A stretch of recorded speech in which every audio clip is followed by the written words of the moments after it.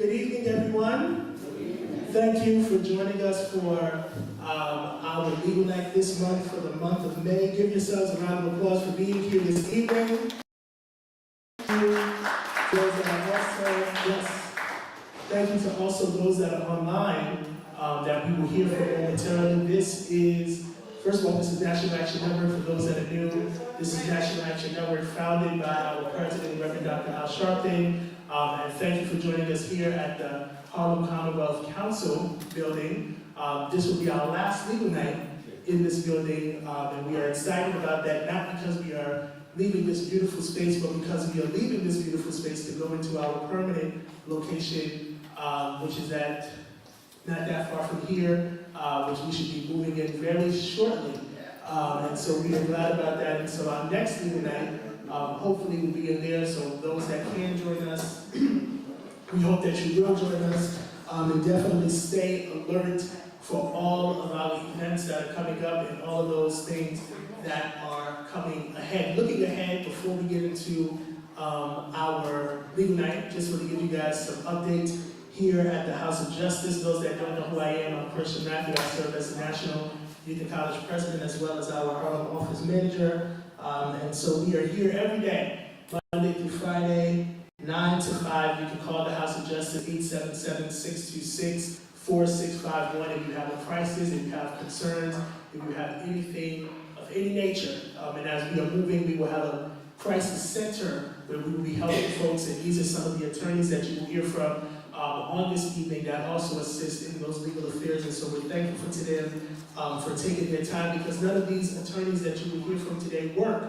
for the National Action Network, but they are all doing this in respect to not just their time, but the legacy of what Legal Night is. And for those that do not know what Legal Night is, this is a night that was founded by our late great attorney Michael Hardy, who served as our executive vice president and general counsel. And so this is not just called Legal Night, but this is the Michael Hardy Legal Night, as we will always honor not just Attorney Hartley's sacrifice in his personal life, but the sacrifice that he gave to NAN, being the legal eagle of NAN, and also the amount of accomplishments that he has made throughout this city, this state, and this nation. And we are all indebted to him for his great service. So can we give a hand to the memory of Attorney Michael Hardy? Every Monday night, right here at 6:30 p.m., we have our NAN Youth Huddle. Please stay alert to where our youth huddle will be. I believe we will be here this Monday. We might be, but if we are not, there will be an announcement Saturday, and it will also be posted online on where our Monday huddle will be. So please stay alert for where our NAN Youth Huddle, but every Monday night, that was founded by Ashley and Dominique Sharpton, where our young people come, we speak on great ideas. Last Monday we were off because of Memorial Day, but we will be back this Monday, June 1st, for our Monday night youth huddle. Our next legal night, so I'm just going to let you know now, so that you don't have to call and ask no questions, but we'll remind you, is June 25th. June 25th, we will be having our legal night, so stay posted for that. Also, we are gearing up. If anybody has been listening, Reverend Sharpton has been talking about doing a march on Wall Street. And so we are gearing up for that. So please stay alert for that. We have passed out a sign-up sheet this week. We have signed up, we pass it out to those that are here. It's also online to those that are watching online that would like to register for our March on Wall Street. The registration link is up. What am I saying? Wall Street, I'm so sorry. Lord have mercy. March on Washington. Lord Jesus. You're sleepy. March on Washington. March on Washington. We are going back to Washington. Thank you, Mr. Ernest, for saying that. Normally we, last year, we went to Wall Street. This year, we are going back to Washington in commemoration of that. So please definitely keep your eyes focused, as registration is already open online. So those that are online that are watching, you can go to www.nationalactionnetwork.net and listen and get more updates about that. Always remember to watch Politics Nation Monday and Saturday at 5 p.m. Eastern Time. Rev always makes jokes about those that are in other areas. So those that are watching, remember that it's Eastern Time. So if you're on the West Coast, you're 3 hours behind, so that would be 2 o'clock. Don't know how to do math. But if you have any questions, you can always see myself, Goldie, or any of the other staff members that year, always by calling 877-626-4651. And to turn us over, I'm going to turn this over to Attorney Spelkin, who will take us further in the program. Let's give him a hand at this time.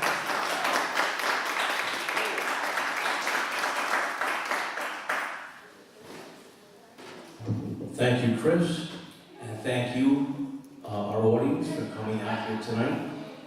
By a show of hands, how many people are here for the first time for Legal Night? Okay, great. If you enjoy the program, we ask that you tell a friend and perhaps come back again. So for those of you that haven't been here before, or those of you that do come from time to time, you know that Legal Night is a program which was started back in January of 2011. This is our 16th year that we're doing this, and we bring the law to the community. Legal Night is done in 3 parts. The first part is that we usually have 1 or 2 attorneys teaming up to speak about a certain topic. The second part of Legal Night is a time when you can come up and ask questions, anything that's on your mind, either the questions geared towards what we discussed this evening, or anything else for that matter. And then, time permitting, we try to see if we can spend some time with the attorneys, to mingle with you on a one-on-one basis, because sometimes people have questions that they don't want to ask in front of everyone else. So we try to save some time for that as well. Okay, that's essentially the structure of Legal Night. And you know, Legal Night could never be done really without the hard work of the National Action Network support staff. And I want to give a special thanks to a number of people. I'm sure I'm going to forget some names, so you'll forgive me, but I want to thank Ashley Sharp for everything that she's done throughout the years for Legal Night. And Lisa Goldie Harps. Goldie is out in the reception area. We thank her. Brenda Donk. Winston Gilchrist, the videographer, not here tonight, but usually here on a number of times. Brenda Ricketts, Chris Riccadelli. Arthur Robinson is here. Arthur, thank you again for everything you've done. Dominique Chapman, J.T. Trollinger, Sister Diane Word, Chris Matthews, who you met before, and another person we like to mention, her name, those of us that have been here for a while know, an individual, Maxine Lewis, passed away maybe 10, 15 years ago, but she was so instrumental in Legal Night, in the formation of it with the rest of the NAN support staff. They really want to give her special thanks because she really gave so much for that, and she really was missed and appreciated. Over the years, various attorneys had gone on to the bench. Edwards in Brooklyn, Judge Mashel Sweeney in New York, Judge Kim Parker also in New York, Judge Tanya Kennedy in the Appellate Division, Judge Milton Tingling, the jury clerk in New York County, as well as the clerk of the court in New York County, makes appearances from time to time. So we really have talented and special people that have given a lot of time for Legal Night and for this community. We really thank them all. Bunch of attorneys, myself included, we're not employees of NAN, but we do this because it's the right thing to do.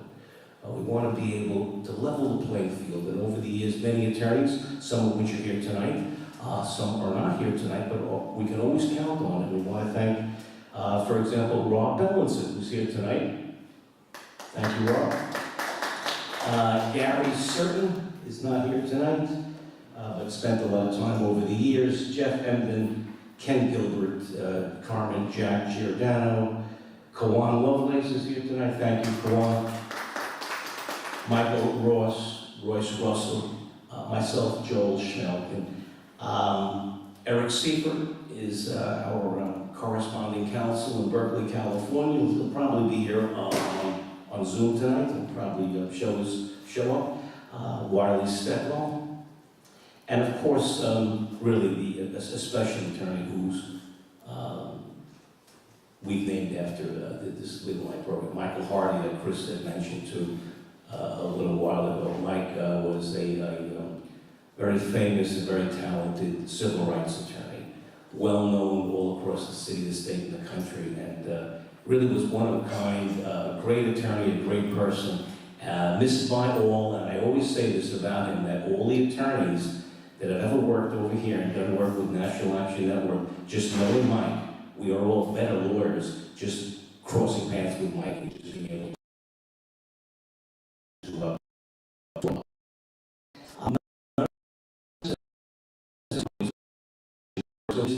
no attorney-client relationship that's established merely sitting over here and asking questions. I mention that to you because of the fact that there are different relationships. The priest-penitent, the spousal relationship, doctor-patient relationship, attorney-client, where the relationship is sacrosanct and really confidential, and we just don't have that over here. You're here just to ask questions, and we're here to help and just to provide some guidance.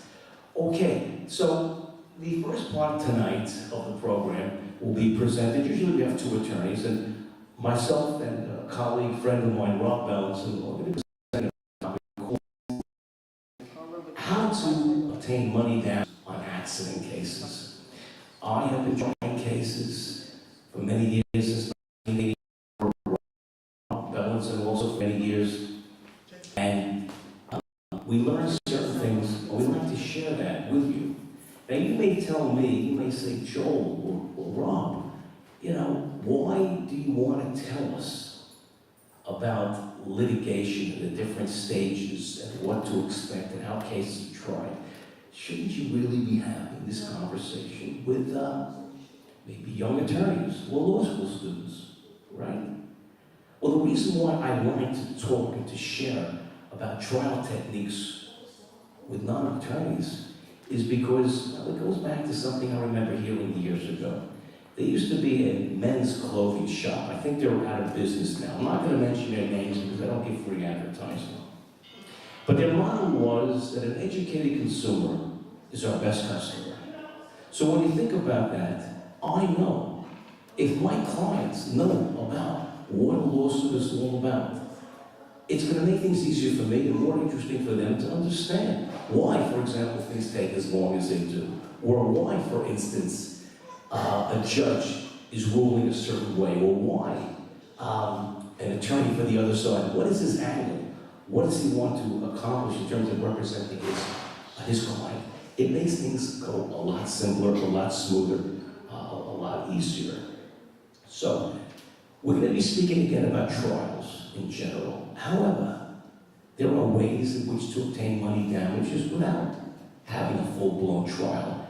And I'd like really to turn over the microphone now to Rob Bellinson and talk about some of those little, we'll call them litigation tools, how to obtain money without necessarily trying a case. So we're going to be talking about trials later on, but let's start talking about other alternatives at this point.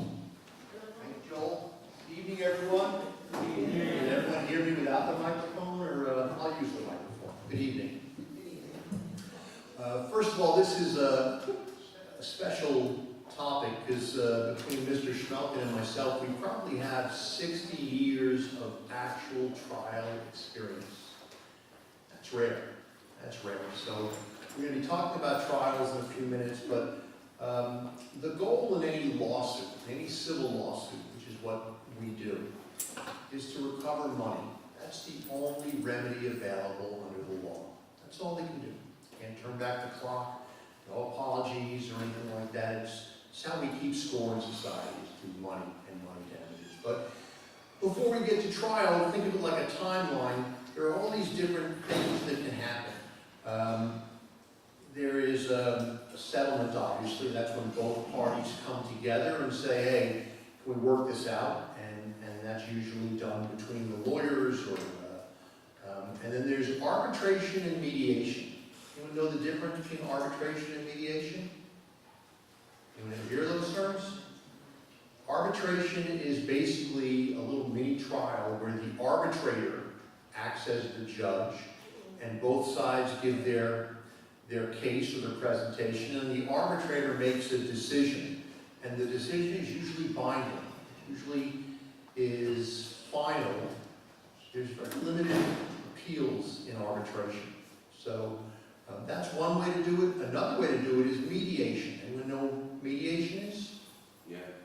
Okay, so that's basically the same format as arbitration. Both sides kind of give their pitch, and there's a mediator who's usually a retired judge or maybe a hearing officer or a lawyer.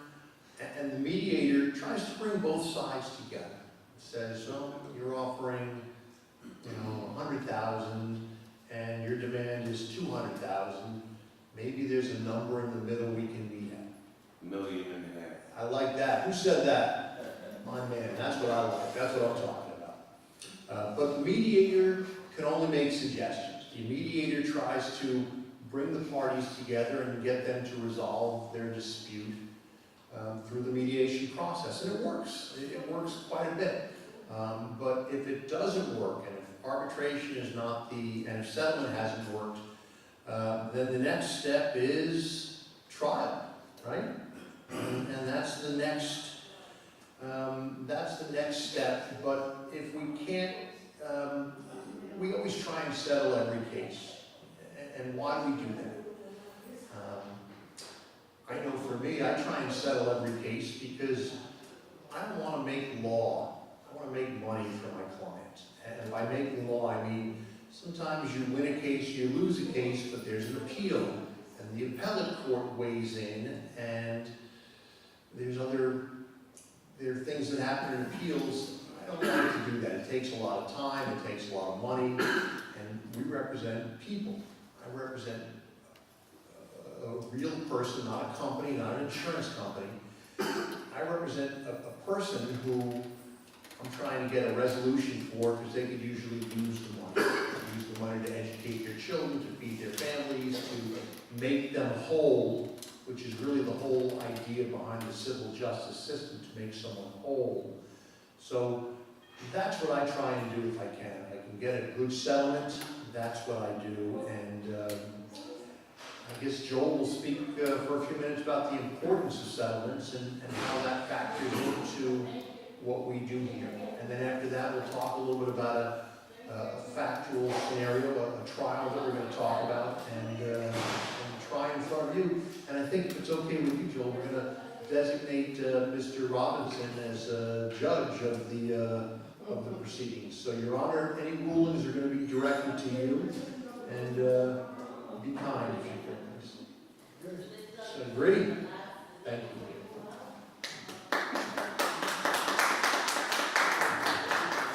Thank you, Rob. So I just want to add a few other things to what Rob mentioned to you.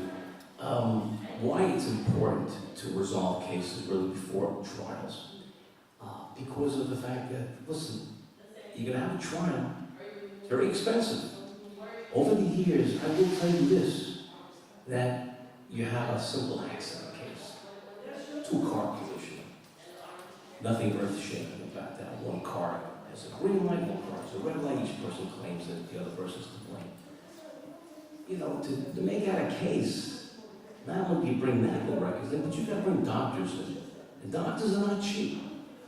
An orthopedist is going to charge between $7,500 and $10,000 for a half a day just to come to court to tell you, to brag about his qualifications and about his interpretation of the records, and that the client did have an accident and it was causally related to the injuries which he sustained, where on the other side he didn't.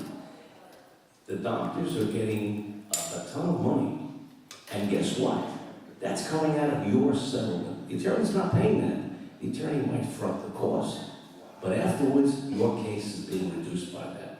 You may have a situation where it's complicated with respect to how the accident happened. So we have to bring in an engineer, an expert, to testify in terms of what we call coefficient of friction. For example, that the roadway was very, very slick and slippery, couldn't prevent a car from stopping in time. Somebody may, and those guys are expensive too, someone may be working and have a decent job and decent benefits and is going to be out of work for quite some time. An economist is going to have to come in and testify in terms of your base pay, what you could expect in terms of increases, cost of living increases, pension rights and things of that nature. These guys are not cheap. It comes off of your case. Now, I'm not saying that you don't spend the money, because yes, you have to, but these are factors to consider. And not only that, after it's all said and done and you have a trial, someone's going to be happy and someone's not going to be happy. And the person's not going to be happy, he's going to appeal it. Be delayed another several years in the appellants. So these are reasons why, for the right price, and I say for the right price, cases should be settled. Again, not to settle just because you're gun shy or because your attorney doesn't want to try a case, but because of all the factors are weighed, it's in your best interest. The judges are happy when those things happen because it's, let's face it, the judge doesn't have to worry about making certain rulings which may be reviewed later on, and could be reversed. No judge likes to be reversed. Sometimes it takes a very, very long period of time to come up with various rulings. Settlement prevents that. Court personnel are happy.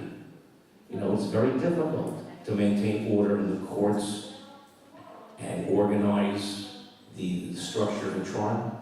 The jury clerks are happy when these things are settled. So settling is the right thing for the right price, as I said. One of the first times I settled a case in court about 40-some-odd years ago, the judge told me it was a good settlement, and I didn't think so. I was representing the plaintiff. I didn't think so. The judge said, "You know why it's a good settlement?" And I said, "Why?" And he says, "Because you're annoyed and your adversary is annoyed. And that means that you think you took too little and he thinks you paid too much. You're both annoyed, that's a fair settlement." And that's basically really what happens. All right, we're going to talk again about a trial right now and the details, the stages. But before that, to make things easier, to speed things up, I want to pass the mic over to Rob. And he's going to give you a fact pattern. And basically, law school used to get what we call hypothetical. You hear certain things. And based upon that, you keep that in mind and you discuss a case in relation to that. So Rob will tell you a little about a case, and you'll keep that in mind, and then we'll talk to you about how that plays out in court and what we do. Okay? Thanks, Joe. I don't think we mentioned it, but to Mr. Schmelken's left is attorney Peter Gleason, who is also a top lawyer and a member of the Legal Night team, and thank him for being here. For those of you who didn't have a chance to meet Mr. Hardy, what a wonderful, wonderful lawyer and advocate, and we all stand on his shoulders, and part of the reason I'm here, and we're all here, is to honor his legacy and the work he did with the Rev for 30, 40 years. Meaningful stuff. Okay, so we have a real-life factual scenario here. My client, we'll call her Maria, lives in a multi-apartment complex in the Bronx. And on July 10th of 2019, she's up early and she's going to work at the school that she works at, where she coordinates food and meals for children. She leaves her apartment about 7:45 in the morning. She walks out the door, down the steps in the complex, and it had rained the night before. And there's a condition that happens when it rains hard. There's a garden that gets wet, and then the water and the mud spill out from the garden onto the walkway. And as she's walking on this walkway, the ground is wet and there's mud, and she slips and she falls, and she breaks her elbow. She has a fractured elbow, she has a fractured foot, and a fractured finger. And she sues the owner of the apartment for negligence. Says, "I think you were negligent. You have an obligation to maintain this the grounds in a reasonably safe condition, and you didn't do that. You knew about this. The groundskeeper testified at the deposition. They knew about this problem, this recurring condition, and instead of fixing it, they'd sweep it away. They'd clean it up after it rained a lot. And if you just happen to get caught out there before they cleaned it up, well, you're on your own. Good luck." And so we bring a lawsuit for negligence, and we want to recover damages for her injuries, for Maria's injuries. And we go through discovery, and there's an exchange of, does everyone know what discovery is? No. Okay, good. You're sophisticated. You're New Yorkers, so you guys are all sophisticated. We exchange medical records over the years. We give them authorizations to get records. We do depositions. We ask questions under oath of my client, the plaintiff Maria, of the defendant's witnesses, the groundskeeper and witness, and we get to the point where we're either going to settle the case or we're going to try the case, and that's the scenario that Mr. Schmelken and I are going to go through right now. Joel is going to be the defense lawyer. I'm going to be the plaintiff's lawyer. The plaintiff is the person who's bringing the lawsuit. The defendant is the person who's defending against the lawsuit. We're going to have a mini trial here where we kind of go back and forth and mention the issues that are important to us and how we're going to prove our case and what we're going to do if we have a trial. And if we need His Honor's rulings, we're going to ask Arthur to step up and be our judge here. All right, did I leave anything out from the trial? I guess what first is jury selection. So we reached the point where we've litigated this, we can't agree, we can't settle this case, so the judge tells us, go pick a juror, and then we start the trial. So in jury selection, I'm the plaintiff, I represent the person who's bringing the lawsuit.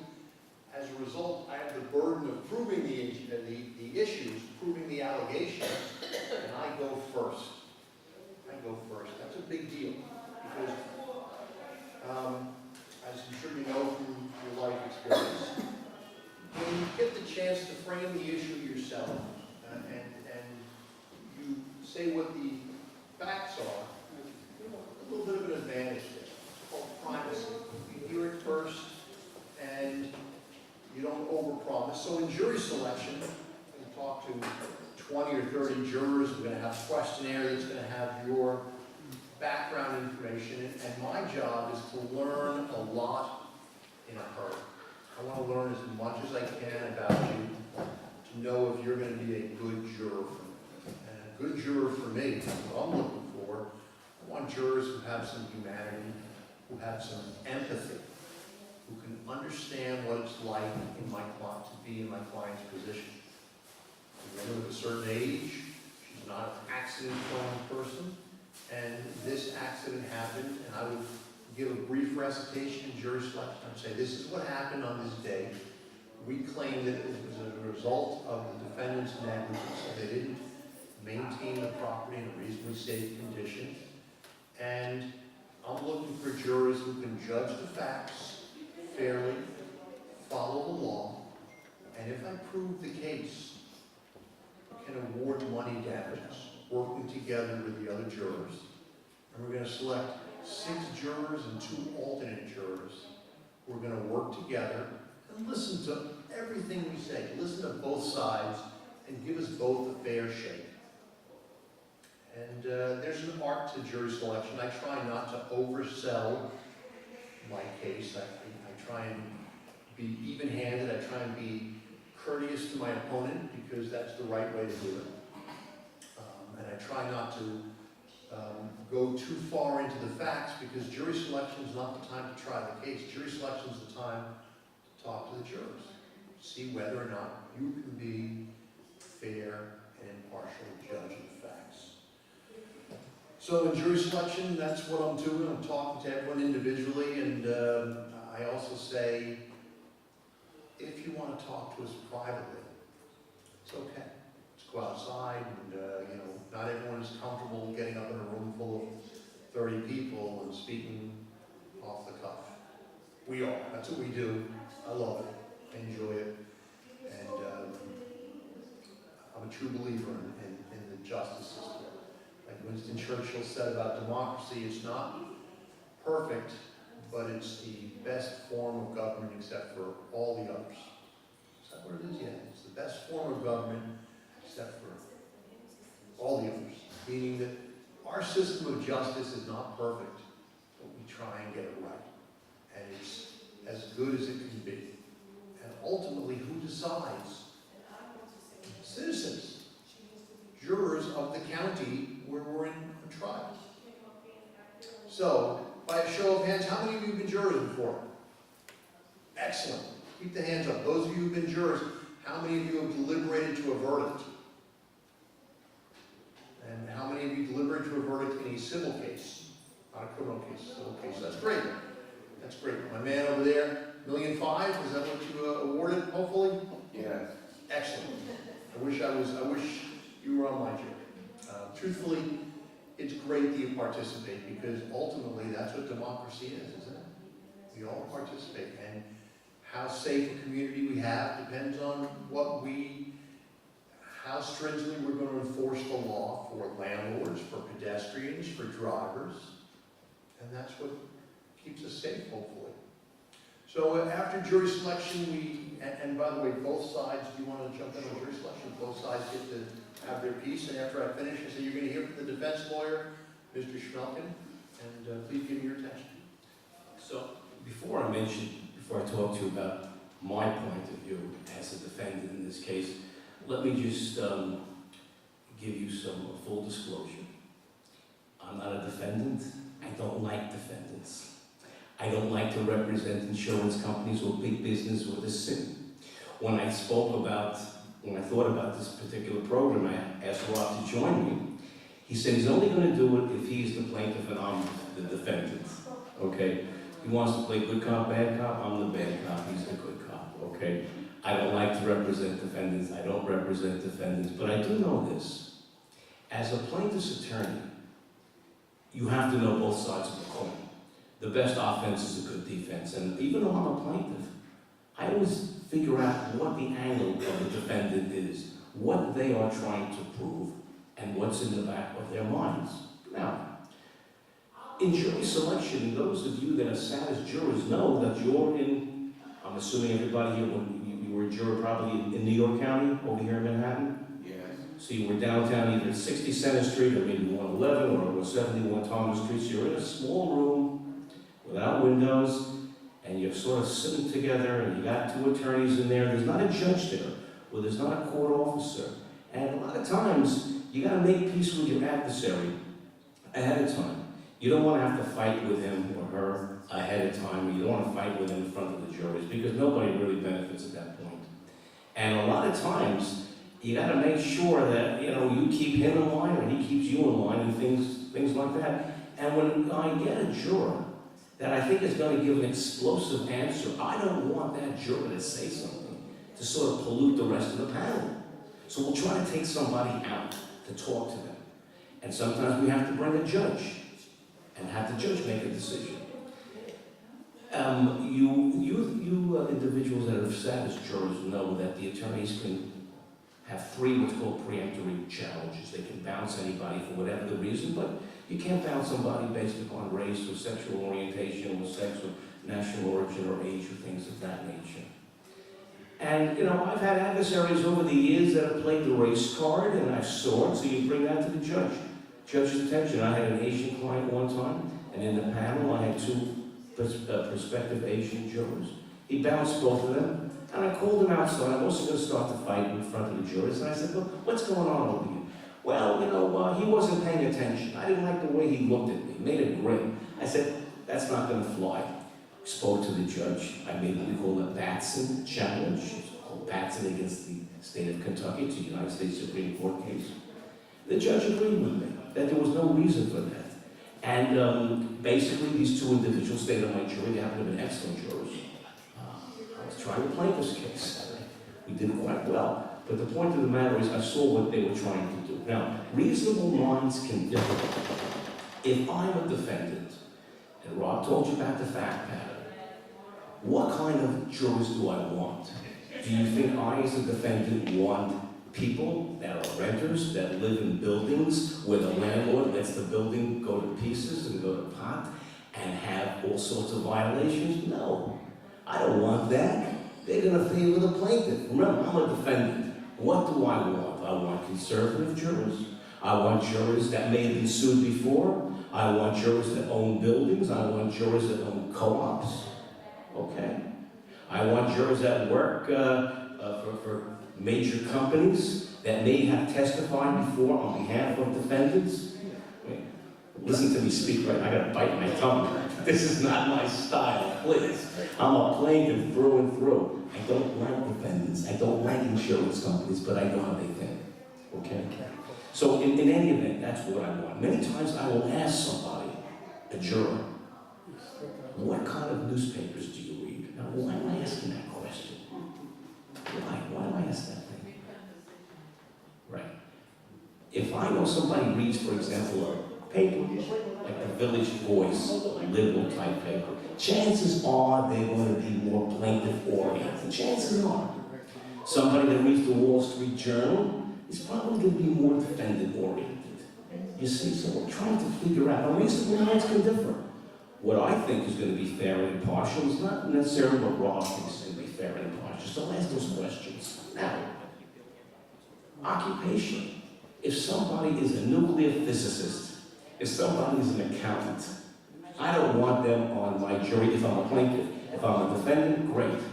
You get an accountant on your jury, you're going to get a verdict of $15,492.82. They're going to figure these things out to a penny with a sharp pencil. I want somebody that can think in the abstract. If I'm a plaintiff, if I'm a defendant, it's a different ballgame. You understand?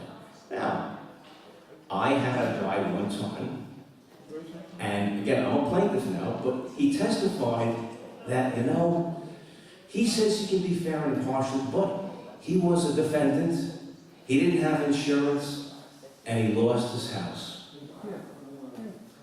He said, but I still can be fair and impartial. Now, I'm a plaintiff. He says that, terrific.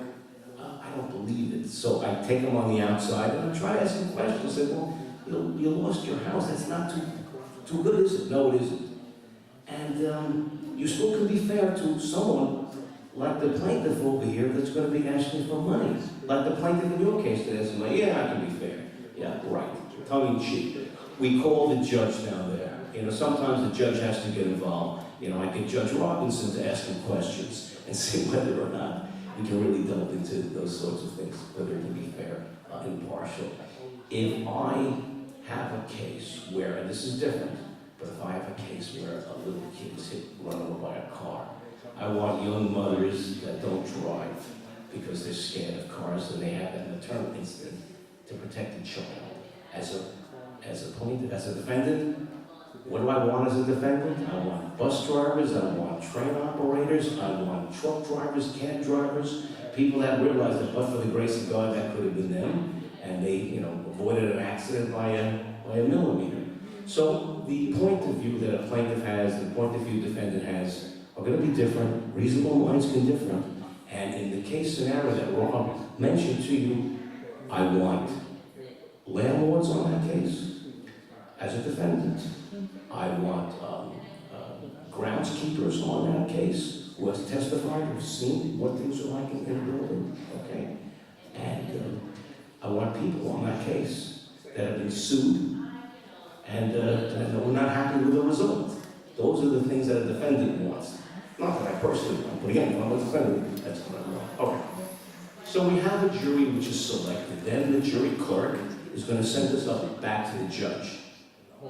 And the judge is going to do a conference and then ask for an opening statement. The plaintiff will go first, and Mr. Bellison will tell you about opening statements, what he presents in a case for opening statement. Thank you, Your Honor.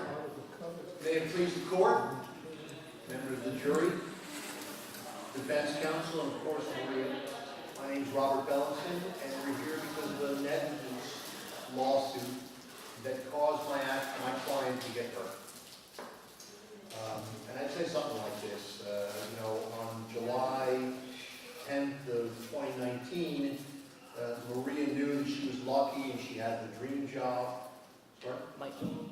She knew she was lucky, she knew she had a dream job, and she loved her husband and her family. What she didn't know, and what she couldn't possibly know, is that her life was about to change. And her life was about to change because the defense fix a recurring problem with flooding. And that caused a dangerous condition that caused my client to get hurt. And now she knows for the rest of her life, she has permanent injuries. She's had fractures, she's had surgery, and for the rest of her life, she's going to be suffering these injuries, all because the defendant couldn't be bothered to fix what was wrong. And that's why we're here in court, ladies and gentlemen. I always try and make it bigger than the issue of plaintiff versus defendant, and then what I'll do is talk about the evidence. You're going to see medical records. In the medical records, you're going to see that my client went to the hospital 3 hours after the accident. She was seen in the emergency room, and she said that she slipped on a wet pavement. Now, invariably in medical records, there's always something that comes up that's going to be a little contradictory to what my client's case is. So you have to decide whether to make a big deal about it or not. And sometimes I will, and I'll say, defense counsel is going to talk to you about how the hospital record contradicts what she's saying in court, but that's not true. The truth of the matter is, she told the clerk at the hospital what happened, and they wrote it down wrong. That's what happened. It happens. No big deal. There's no grand conspiracy here. You're going to hear from a police officer who responded to the scene. He's going to tell you what he saw, that he came upon my client on the ground, covered in mud, and she was in pain, and she went to the hospital. You're going to hear from Dr. Jones, who examined my client, who did surgery on my client. He's going to tell you that the injuries that she suffered from this accident are real, that they're serious, that they're permanent. That she's gotten better somewhat, and surgery has helped her, but ultimately, she's going to be living with pain and discomfort and loss of range of motion the rest of her life. And when we're done with all the evidence, and remember we talked about in jury selection how we both have the opportunity to call witnesses, to bring in evidence, and to put it in front of you, and to challenge each other's evidence with cross-examination. But in the final analysis, when it's all said and done, I think you're going to find that the defendant was negligent, that their negligence was a substantial or important factor in causing the accident and in causing Maria's injuries. And I'm going to ask you at the close of the evidence in my summation to fairly and adequately compensate her for her injuries. Thank you very much. So after the plaintiff makes an opening statement, the defendant makes an opening statement. Now, if I'm a defendant, I realize right now that he just gave you a lot of information. He just basically had free range and set the score, set the pattern for what you could expect. I always tell, not that I always tell, but a defendant's attorney would tell the jurors, you know, if everything that Mr. Bellinson tells you is proven, then you write him a check for whatever he wants. I feel confident in making that statement because you're not going to hear this in this case. In this case, you're going to hear that there's something called fault, and that the plaintiff, Maria, was negligent herself, that she could have prevented this accident, that she knew about it, and she's a nice person, granted, but you know what? She caused this accident herself. It wasn't my client, it wasn't the defendant, landlord's fault for this accident. Also, you're going to find that these doctors that Maria went to were recommended to her by Mr. Bellinson's office. I want you to keep that in the back of your mind and see whether or not that they have favored the plaintiff and they have favored Mr. Bellinson's office. And you're going to hear all these things. So I ask that you make sure that he proves everything that he tells you he's going to prove. And if think you'll find that it's not going to appear the way it does. So again, the defendant is going to say that. The defendant also may say that, you know what, there's also a witness that saw that Maria really didn't slip over there, but she looked to her left, she looked to her right, she looked up, she looked down, there wasn't a video, and she just plopped herself down on the floor. Now, you know, unfortunately, there are cases like that. You know, it happens, there's good and bad, and when there are fraudulent cases like that, the cases should always be dismissed and the plaintiffs should be fined and so on. Those things are not right. Unfortunately, it happens. I'm not going to say it happens all the time. It does happen, it could happen.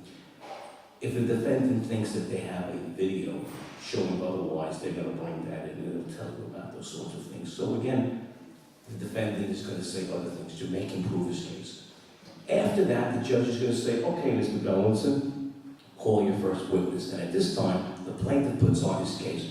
Rob can come up now and tell you the different witnesses that he intends to prove and what he thinks you know, you can expect from each of them. Sort of like amplifying what he told you in jury selection, in an opening statement. But now, you know, he told you the plaintiff did this, that, the other thing. The plaintiff herself will testify and so on, but he'll tell you this. And when the judge says, okay, Mr. Bellinson, that's when I usually go, hum. At least when I was a young lawyer, I did. Those of us who, you know, Joel mentioned a good point. Those of us who actually try cases, we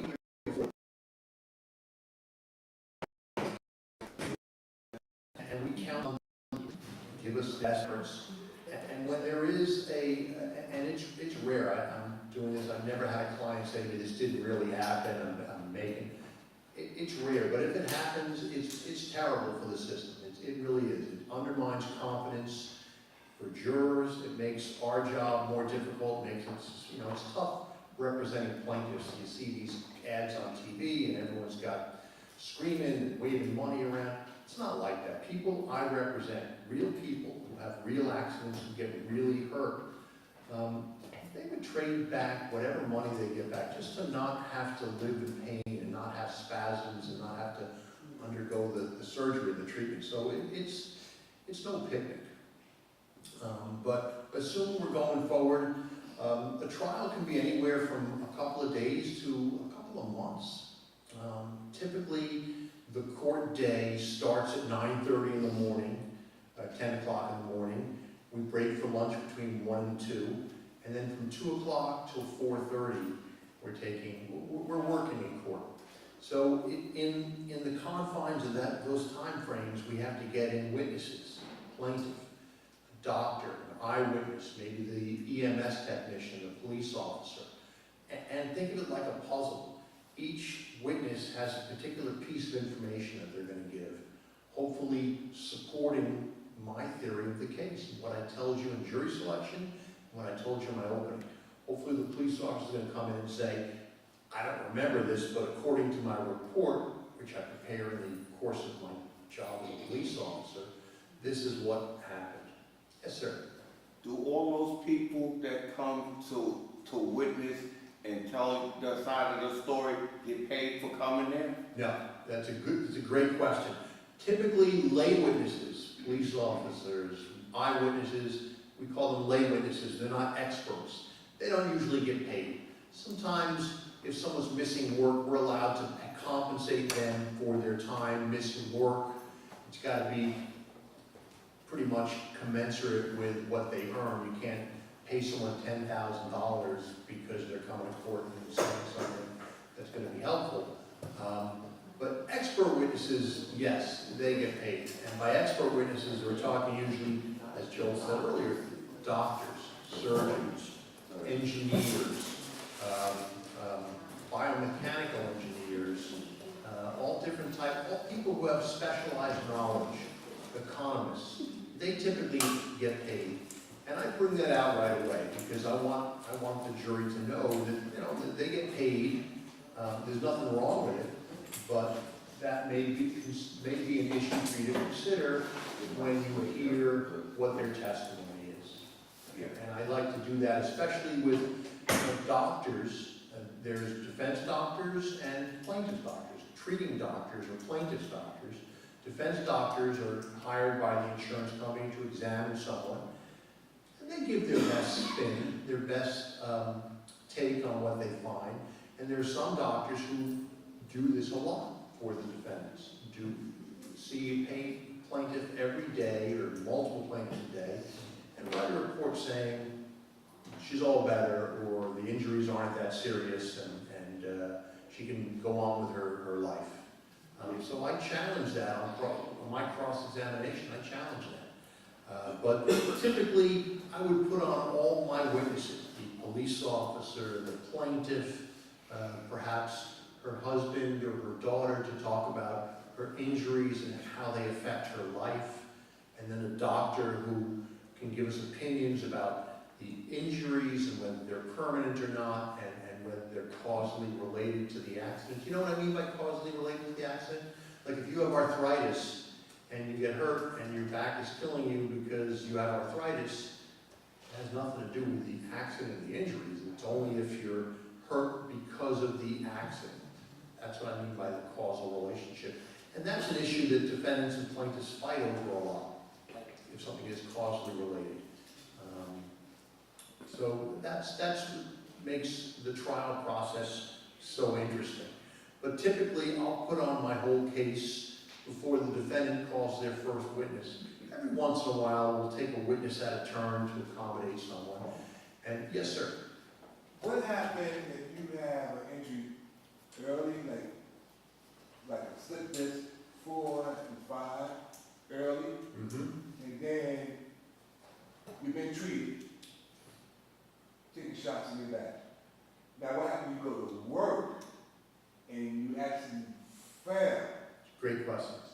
It's a great question. The answer is you have what's called an exacerbation, which is a fancy way of saying you had another accident or an incident that made worse your injury.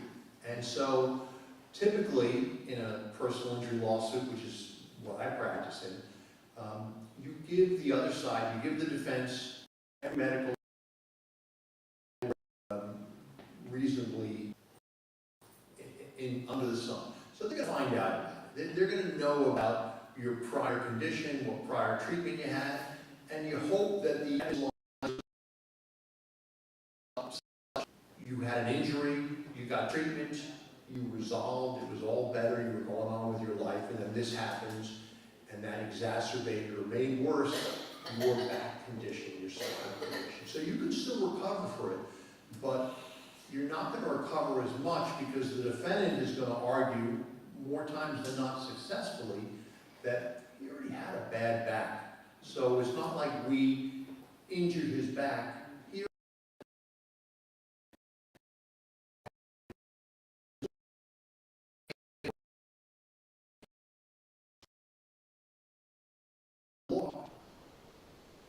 Exacerbation, probably not as lucrative or as monetarily rewarding as if it's a 22, 23-year-old person who never had any prior problems with the back or something. Does that answer your question, sir? Yeah, so in my case, I have my back somehow, I got 4 and 5 fingers. Right. I've been taking shots.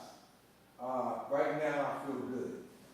I've been taking shots for like maybe 4 or 5 years. With those shots, I'm better. So let's say, again, I'm working, lay down the line, I get hurt again, and it erupts my 4 and 5 discs. What can happen to me? Well, you mean legally, like if you know, for the case? Yeah. So, like what I'm saying is, that's what would happen. You would, let's say you bring a workers' comp case. It happens on the job, and then you know the defendant, is the employer's lawyer, right? Workers' comp lawyer, who's defending the claim, would get access to your records and would say, Judge, he already had 2-level herniation or 2-level surgery, so not worth that much. And we'd say, no, Judge, he had treatment, he had injections, and he was doing fine. He went to Puerto Vallarta, he was skydiving a week earlier, or playing football, whatever, you know? Whatever the evidence is, we use that to advance your case, to advocate for you. And ultimately, what would happen? A judge or a jury would determine what that's worth. Wow. But that would be, you know, it's, clients, not always, sometimes think if I don't tell my lawyer, they're not gonna know about it. That's a bad idea.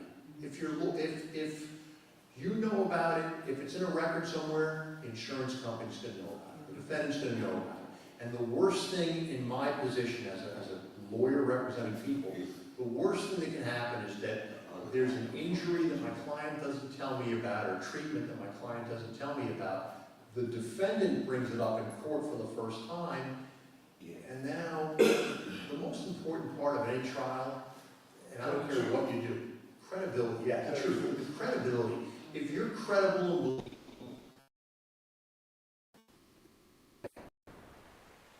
and not telling the whole truth about something, it's counterproductive. So I tell my clients, I come in, you know, I just try cases. And by the way, those of you who, I don't know if you were here, about a year ago, Joel and I did this, a mock jury selection at the old location, I don't know if you were here. And at the time, Joel was the plaintiff's lawyer, and I was the defense lawyer. And I had the misfortune of being the lawyer for the truck driver who hit little Johnny Jones, little boy who darted out in the street. So it's tough being a defendant, but they fulfill a necessary role. So I digress. From my vantage point, as a lawyer trying cases, I tell my clients, look, the only way this works well is if you're completely open and honest, give the jury as much as you can. If it looks like you're hiding something, you want them to know, it's not going to go well. So be honest, be truthful, and you know, tell your story, tell what happened. And that's the way the system works. That's to the defense side too. You know, a good defense lawyer is not going to tell his client, look, this is what you say, even if it's not the truth. You just don't do it that. It's not the right way to do it. If you do that, you're not going to be practicing law for very long. Certainly not for the 16 years combined that Mr. Schmelk and I have been practicing. Yes, sir. Don't they try to make it so that every injury that you have is not because of the situation? Defense lawyers will say, but isn't it true that in 19 you went to Dr. Smith, the chiropractor, and you complained of searing pain? Isn't that the truth? Isn't that what happened? Well, no. Well, if the record says that, would that be false? You know, that's what you're trying to do, to discredit the plaintiff. And that's fair. If there's really a record that says that, that's fair game. And you're allowed to do that. What you're not allowed to do is pretend there's a record and say, didn't you tell someone that this didn't happen this way and that you felt, you know, like, pretend you're reading from a record that's just make-believe. That's dirty pool. That's not how we do things as lawyers. That's not how we do it. But if you have a good faith basis to ask about a prior accident or a prior injury, you do it. Many times when I'm trying cases, and I try a lot of cases, I have over 100 verdicts in Supreme Court throughout the state of New York over the years. Many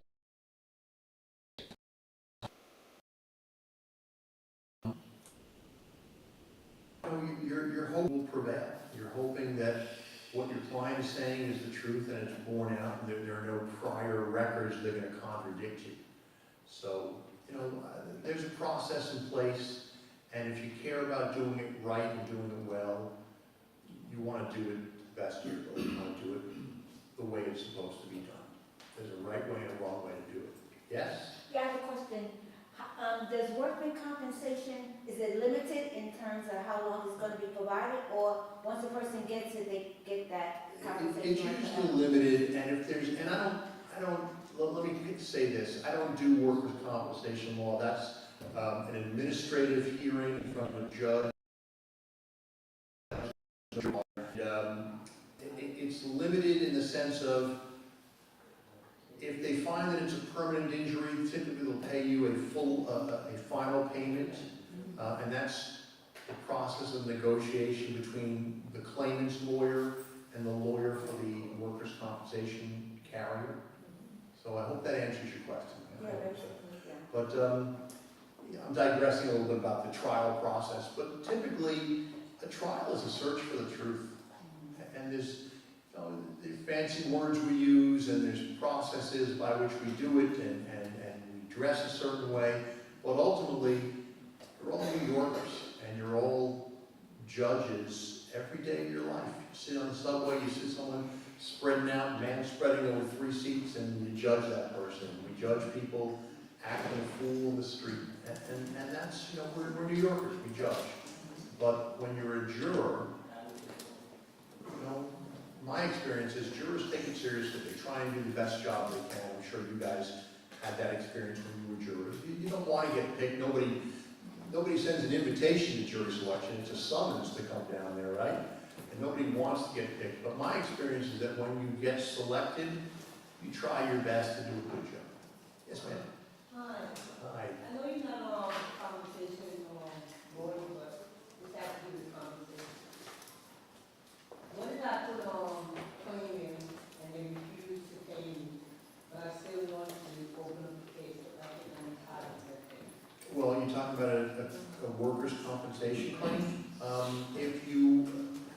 If the claim is adjudicated, in other words, heard and it's ruled against you, I think you have a right to appeal it, but appeals are pretty tough in that area. So, I think you have that right, but beyond that, I'm not really sure what other remedies you have. Workers' compensation is kind of a strict administrative remedy. And if you get hurt on the job, you can't typically sue your employer. So then you have to go through workers' compensation. What if it has to do with something with overcome? Let me make a suggestion. Let's talk offline. I'll talk to you when we're done with this, because we're being recorded. You may not want to be saying what you're saying. But we'll be happy to talk to you. My pleasure.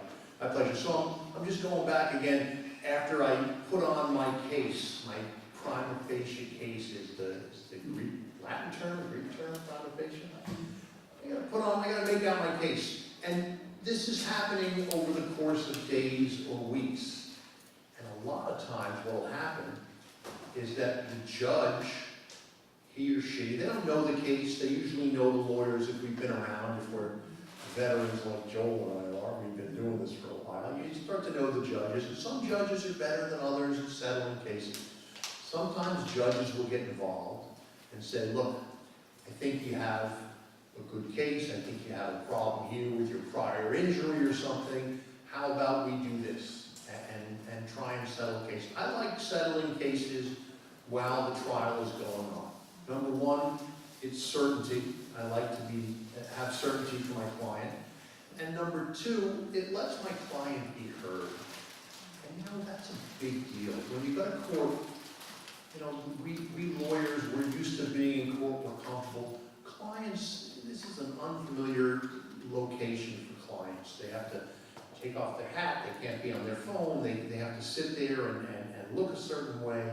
So when a client feels like they've gotten a fair shake, that's a good feeling. That's a really good feeling. And then being on the plaintiff's side, the real special thing about the work that I do is that when I get my client some money, and Joel, by the way, does the same thing. We both do plaintiff's work.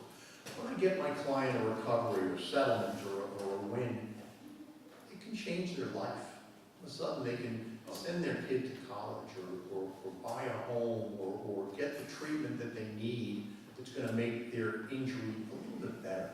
And that's I can't tell you how satisfying that is. Forget the money, forget the accolades and being recognized and all that. I became a lawyer to help people, to be of service. And it's a really wonderful, rewarding experience when that comes together. It hurts sometimes when it doesn't work and you lose, and when you think you have a good case and you go down. That hurts, but you do the best you can, you kind of put the losses behind you, and you move on with your life. Sir, do you have a question? Yeah, is this why they always try to get a whole lot? Because all of those people that's getting paid get money? I'm not sure I understand. What do you mean? Like, okay, when you have a case and say you was gonna get $2 million, Yeah. all of those people that get paid in the process, that $2 million might not be enough for you. Well, it depends, it depends. I never tell a client, I never mention a money figure because it's a function of insurance coverage, liability, damages, how strong a case, there's all these factors, and any lawyer, and there are lawyers I'm sure that are out there that say, I'm gonna get you $1 million, don't worry about it, I promise you. No, we don't have crystal balls, we don't know that. I tell clients, this is what I think the case is worth, this is why I think that, but at the end of the day, what we do as trial lawyers is interesting. Who knows the TV show Deal or No Deal? Anyone ever seen that? That's exactly, I was telling my wife's grandmother, that's what I do. That's my job. I say to my client, do you want to take what they're offering, or do you want to go to the next step and put on a doctor? Do you want to let the jury decide the case? Deal or no deal? That's what it is all the time. Sometimes there's no offer during a trial. And if there's no offer, you have nowhere to go but up. And, sometimes there's a lot of money being offered, and the client thinks I'm going to do better, and they want to roll the dice. You never know. You never know. So ultimately, the way I do it is I let my client decide. I hopefully build enough trust where I can give my opinion and tell my client what I think. But ultimately I say, I work for you. This is your case. This is your chance to recover. Yes, ma'am. You said, you would state your opinion. What is your opinion based on when you say, this is what I think the case is for? Great question. Everyone hear that? What's my opinion based on? So, first of all, years of practice, years of trying cases. It's based on what I think, how I think the case is going in. While the case is being tried, you know when things are going well for you, you know when things are going poorly for you. If your client is arguing with the defense lawyer about prior medical records that say X, Y, Z, and your client's denying it, and the records are there and they're coming out in evidence, and it's there, it's not good. Alternatively, sometimes it's going really well for your client. You think the case is going really well, and I think you can do better. So there's no easy answer. What's my recommendation based on? It's based on all the information that I have, including my experience, including how the trial is going, and what I think is going to happen. Case in point, you have John Doe back there who had the personal injury for this 4 and 5. Right. Then he became workers' comp, and now he's suffering and he's permanently damaged. Right. That goes into it too. That's part of it too. Did you recover? Did you have surgery? These are all pieces of the puzzle that help inform us what we can do.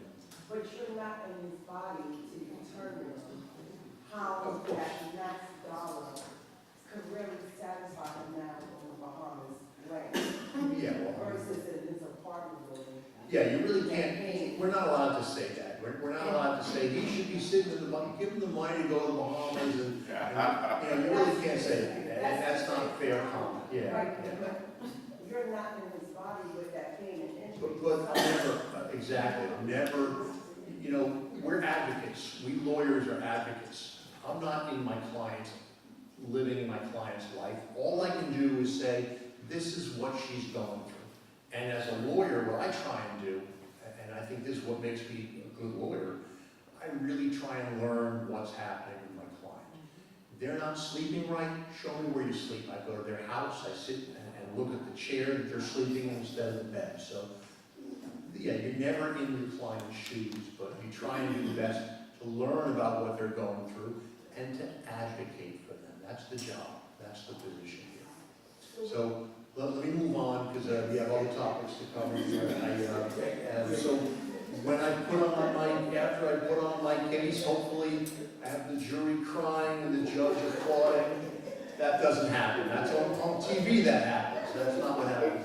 We should do a segment of like the difference between television law shows and the real life law shows. Like I can't watch TV shows because I'll sit and my kids be like, this is so interesting. I'll say, it doesn't happen like this. That's not what, that's hearsay. You can't do that. Nobody comes in and confesses, but you do the best you can with what you have. And after you put on your case, you hope that the defendant doesn't do a good job putting on their case. And to that end, that's what Mr. Schmelken's going to do now. He's going to talk about all the holes in my case. And if I'm smart, I'll preview that a little bit so they're not surprised. So you're not surprised by that. I'll say, now it's true this wasn't witnessed, but my client is a upstanding member of the community, and you know, I don't think she waited 67 years of her life to commit this scam, pretending she fell down when she fell down and it was really happening. So that's what defense counsel will do now in his place, and he'll give you what his experience is. Counsel? Okay, so as a defendant, bite my tongue, but as a defendant, I don't have to do anything. The defendant can just sit back and make the plaintiff prove his case, and doesn't have to do anything. Generally speaking, as a defendant, what the defendant will do is this: once the plaintiff, Maria, testifies, the defendant's going to cross-examine Maria and going to see what testimony she gives here in court, as opposed to what she gave when she gave a deposition. How many people here have ever heard of a deposition? Okay. When you have a lawsuit, there's a time when the other attorney gets a chance to ask you questions as a plaintiff. When did the accident happen? Date, time, location, how it happened, what are your injuries, what medical providers did you go to, and so on and so forth. So if there's any inconsistencies, a defendant is going to bring that up right then and there. If there are no inconsistencies at that particular point, and that's rare because there's always going to be something, the defendant is going to try to show that the plaintiff, again, should have known about that. That Maria lived in the building, she lived there for 20 years, and she saw that this happened all the time, and that she could have prevented this from taking place. Yes, sir? Okay, in the case, what you're saying about they have to make all that report stuff, what happens if they lose their memory from the fall? All right, that's another question also. Many times what will happen is this: if the plaintiff loses memory as a result of that, that will be an item of damages. That will be another one of her claims. The plaintiff's attorney is going to have to bring in a neurologist, bring in a doctor to be able to testify that she has a head injury, and the head injury prevented her from remembering certain things. Because otherwise anybody can say, oh, I don't remember. And you know, I'll tell you something. Over the years, I've gotten responses from plenty of, and it's defendants at this time, because that's what I try in plaintiff's cases, where they say, I didn't know. Well, I asked about a rug. What was the dimension of the rug? I don't know. How was the rug affixed to the floor? I don't know. Was there any tape under the rug? I don't know. Were there any wrinkles in the rug? I don't know. Where did you buy the rug? How often is the rug inspected? How often is it maintained? You say, I don't know. Jurors are smart. They see you trying to avoid a question. They think you're trying to hide something. So these are things that are brought up in terms of that. Now, I may also put on my own witness, meaning that the groundskeeper might have been able to say, wait a minute now, there's no mud over there. Where are photos? Did the plaintiff show any photos? Did the plaintiff show any problems with respect to this? There was no problem whatsoever with this mud. This mud happened 2 minutes beforehand. There was somebody else maybe that was making a delivery and just dropped some garbage or something like that. And this is all not the way things had happened. The plaintiff is bringing on medical doctors. I'm going to cross-examine those doctors. I'm going to find out, okay, Dr. Jones, you treated Maria. How you referred to Maria? Well, Mr. Bellinson's office referred me. Well, is Mr. Bellinson's office paying you anything to testify? This is all going to come out. And how many other cases did you testify for Mr. Bellinson's office? And have his office also recommended other cases to you where you didn't have to testify? So these are things which come up. Okay, I'm done with my case at this particular point. I want to try to move on because we're running a time problem.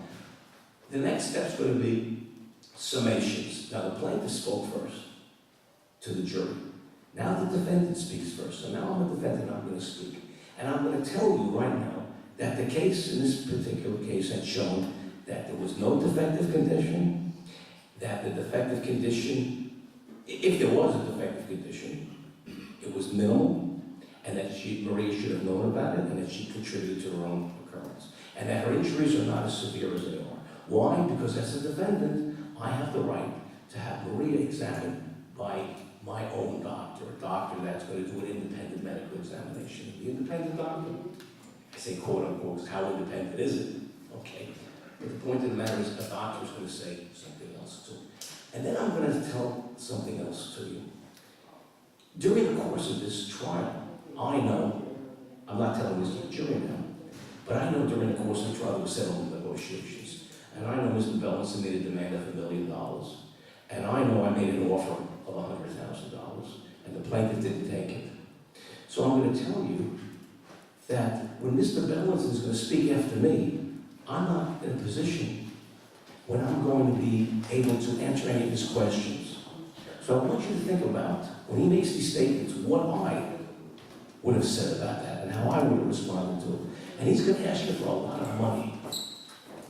He may even ask you for $10,000. He may even ask you for $15,000, maybe even $25,000. I'm going to say that as a defendant. Why?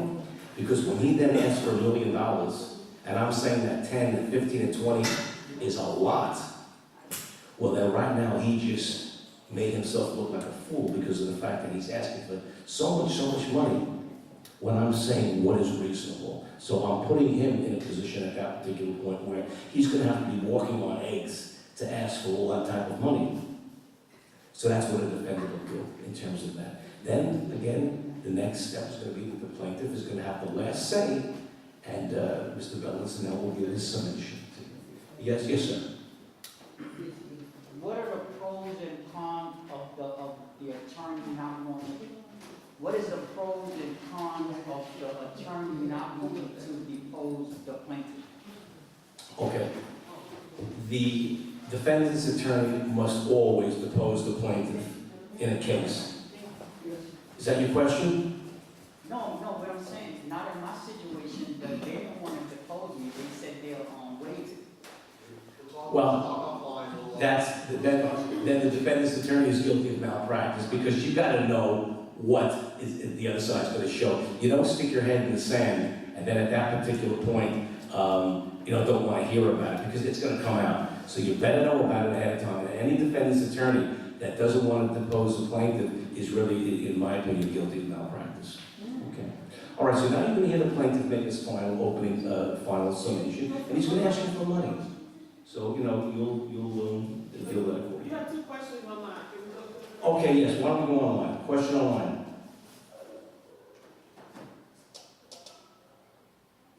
June is up. It's June. Call June.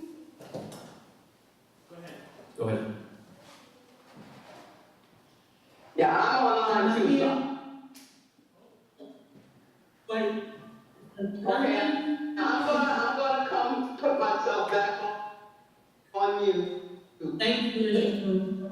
So, good evening. I was referring to one of your attorneys there.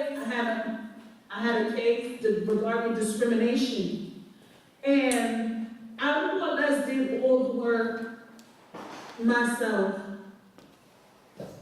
So I did all the work myself. I submitted all the evidence myself. I didn't get phone calls from the attorney on time. He didn't meet on time. And when I got my decision, he didn't even address it. Okay? And I really thought that was a disservice to me. It wasted my time, and now I'm still stuck where I started at. Okay. I think you're getting into some personal questions here, and it's probably not a good idea to ask personal questions about a personal case that you may have. If you'd like, you can call It's not a personal question. I just want to know, do y'all have, because it doesn't seem like he was, let's say, versed in that practice. So I'd like to know, do y'all have any attorneys within that panel that handle discrimination? Because he did not seem to practice that, and it wasted my time. I understand.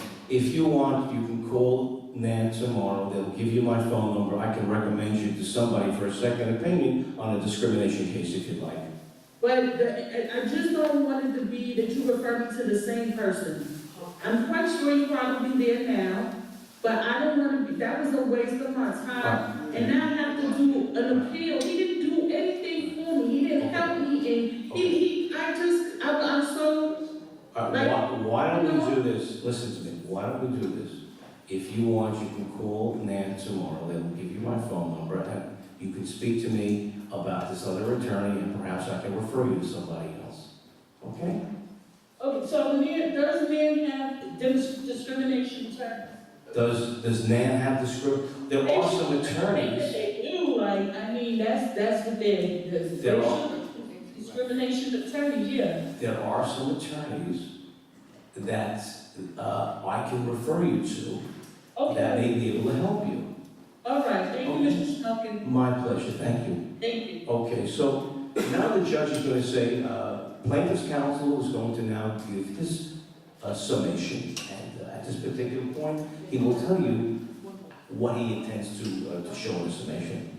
There's one more person on the line. Okay, I'm sorry, go ahead. That was June. June, if you can unmute.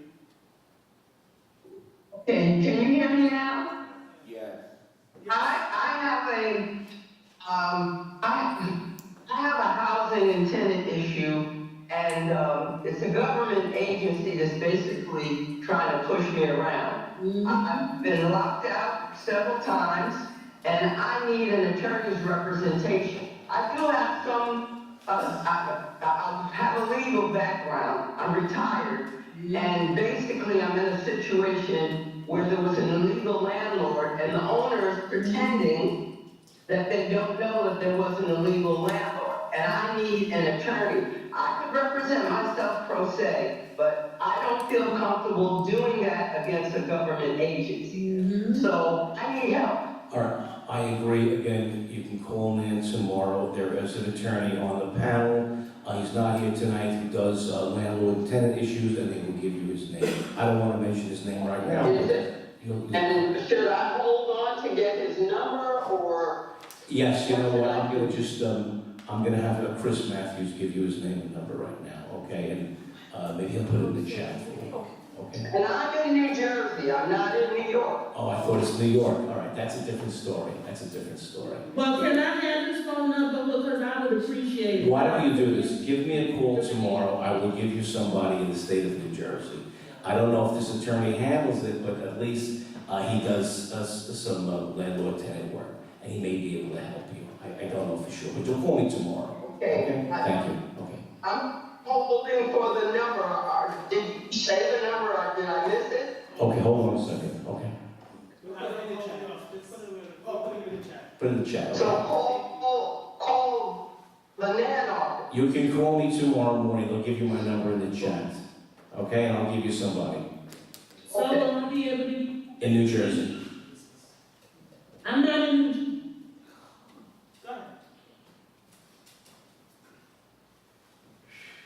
Chris, we good to go? Yes.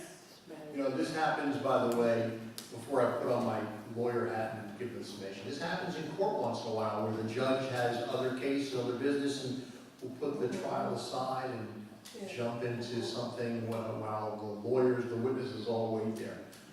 Typically, judges don't do it because they don't want to waste jurors' times, but judges work hard. They have a lot of work going on, and most of them do a pretty good job. So may it please the court, Judge Robinson, members of the jury, what you heard from my colleague, Mr. Schmelken, was an excellent summation, but he is wrong about a lot of things. I don't get the last word. You do. You, ladies and gentlemen, will decide the issues in this case. And I've had a situation before where a defense lawyer, there are a couple of trial tactics, like Joel just gave there. The defense lawyer will try and preempt it and say, he may ask you for a lot of money. He may ask you for $25,000. And I've laughed out loud. I've actually sat at my table and laughed out loud and said, Your Honor, please let the defense counsel know, I'll speak for myself, number one, and number two, I'm gonna ask for a lot more than that. And he knows it because we've had discussions about this, and he knows that. That's not being genuine, that's not being real. But that's done to undermine my request for money, because at the end of the day, that's the only remedy in a lawsuit. I said it in jury selection, the trial is not about money, and it's not about dollars.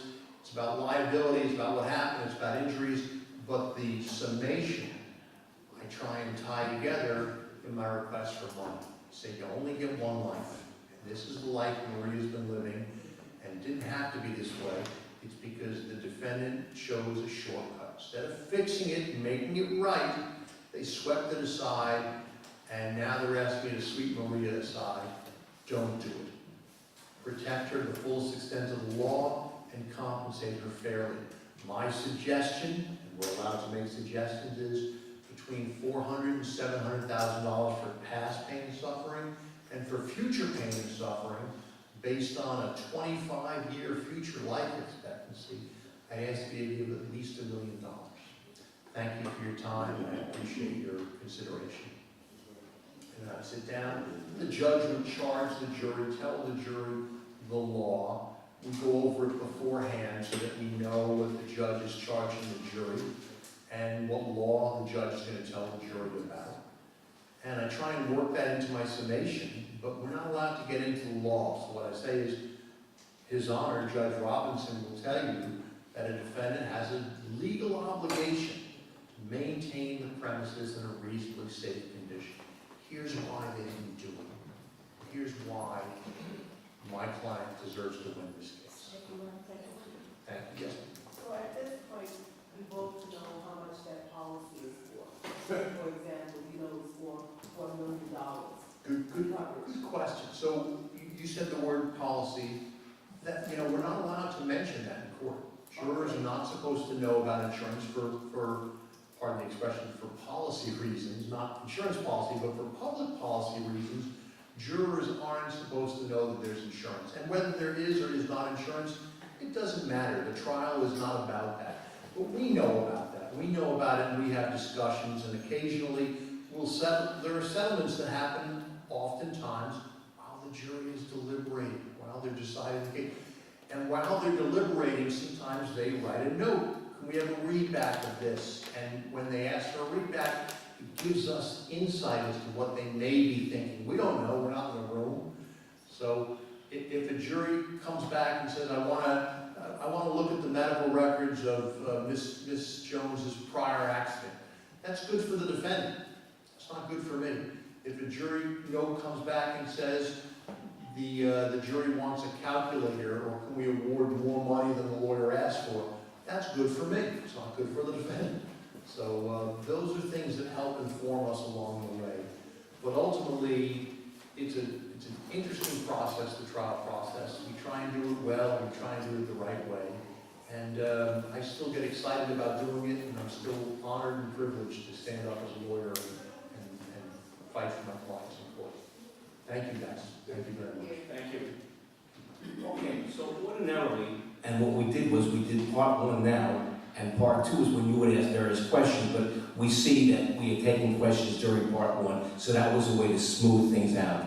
So thereafter, you know, sometimes we can stick around, you can talk amongst yourselves, and I want to thank everybody for coming here this evening.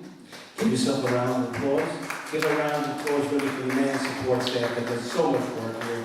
And again, if you learned something, please come back again. Bring a friend next time.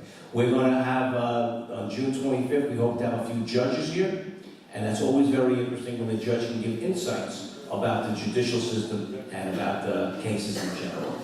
Okay? Thank you very much. I hope to see everybody soon.